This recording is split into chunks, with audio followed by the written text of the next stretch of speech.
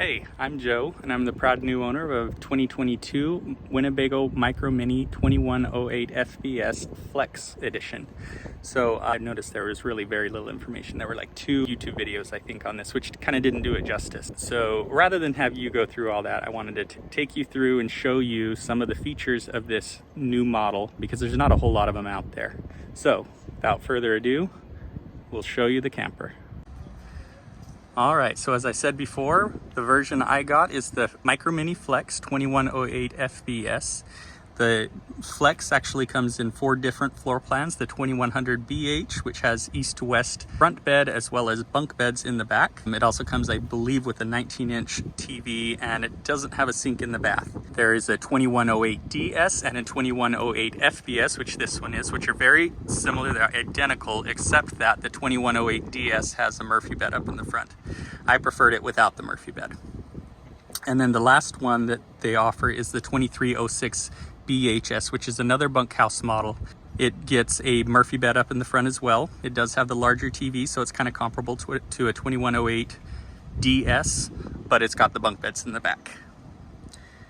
Winnebago is selling them as essentially an off-grid camper with factory integrated technologies, which according to them allow you to camp off-grid for up to 5 days.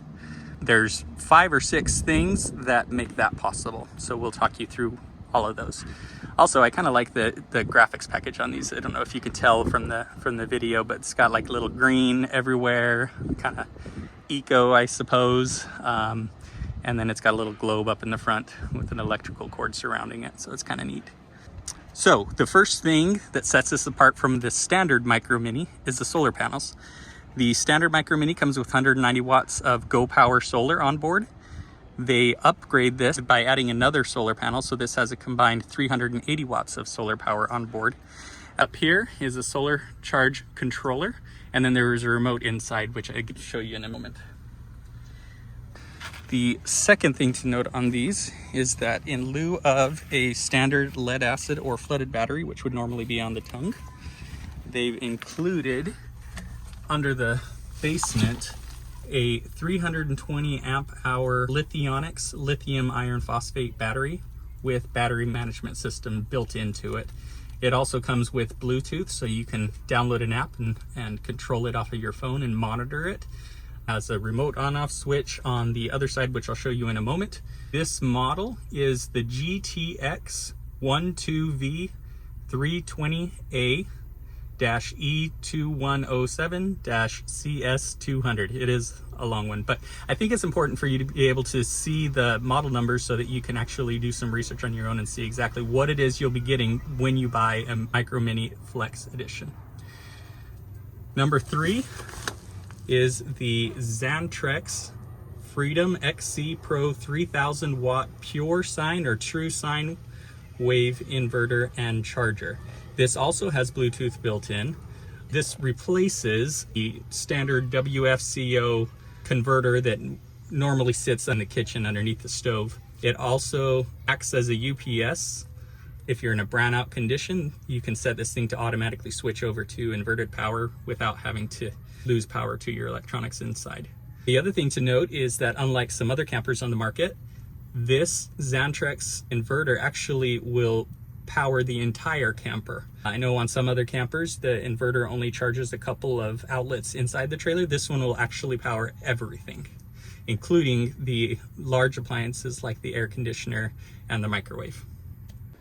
Again, here's another view of the Lithionics battery. Forgot to mention before, this also has a built-in heating kit, so you can use this in the cold. I think it said down to minus 20 degrees Fahrenheit. And there's your remote power on switch. That's the lit one. You press and hold it to turn it off for 3 seconds, and you press it to turn it back on. And then it's got a battery disconnect switch as well. All right, so now we're back inside the trailer to show you some of the features that I talked about on the outside of the trailer.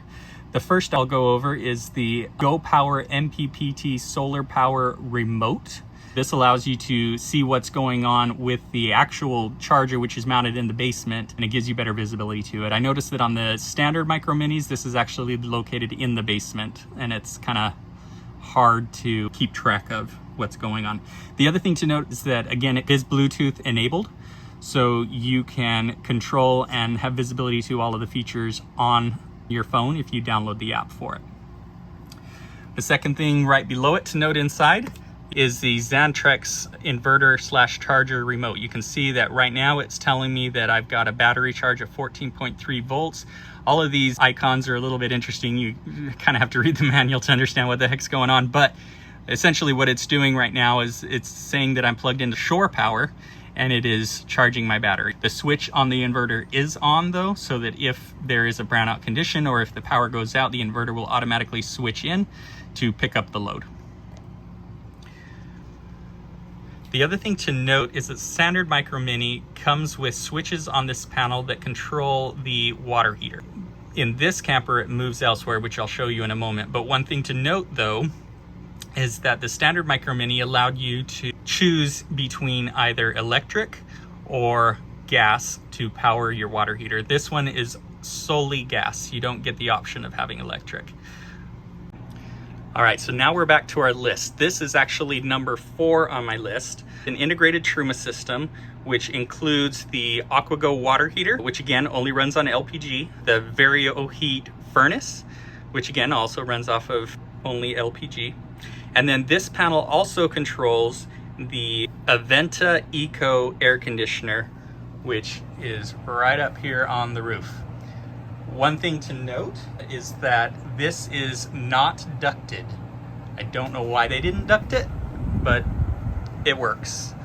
And the standard models with the standard Dometic air conditioner and had ducts above the bed and back in the bathroom. This one does not. Oh well. It comes with a remote that I've actually got mounted to the wall over here. And one thing, this is my gripe, and Truma, if you're watching, hopefully you can prove me wrong, show me that there's a better way to do this. But what I've noticed in this one is that the fan runs continuously. It's not terribly loud, but, you know, a normal air conditioner would cool your coach down to the set temperature, and then the compressor will turn off.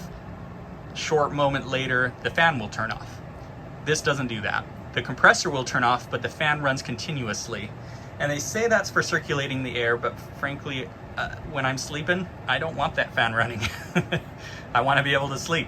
So what I have to do again is grab that remote, turn it off before I go to bed, and hope that it doesn't get too hot in the middle of the night, or I've got to get back up and turn it back on. The 5th thing that I wanted to go over is the shower miser system. This works in tandem with the Truma AquaGo semi-instant water heater, allowing you to send water straight to your fresh water tank so that you're not wasting water going into your gray tank while you're waiting for the hot water to reach the faucet. The last thing I wanted to mention is the 12-volt Dometic compressor-style refrigerator. In the standard Micro Mini, you can opt for something very similar to this, which operates off of both 12-volt and 120-volt, or you can opt for the absorption-style refrigerator that operates off of either LPG or 120-volt.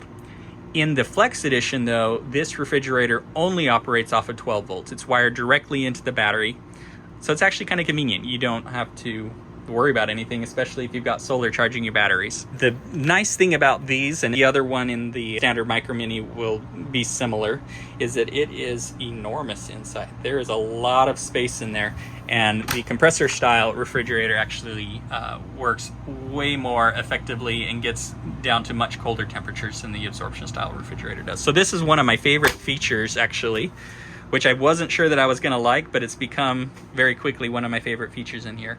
And it is very quiet. You can't really hear it. By the way, I don't know if the audio on the camera will pick this up or not, but the air conditioner is running right now.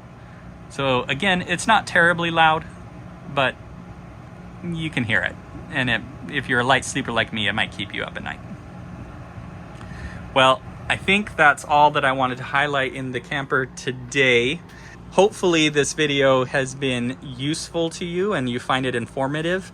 If you do, I'd appreciate it if you like and subscribe to my channel. I'm just starting out, so I'm hoping to be able to bring you more content.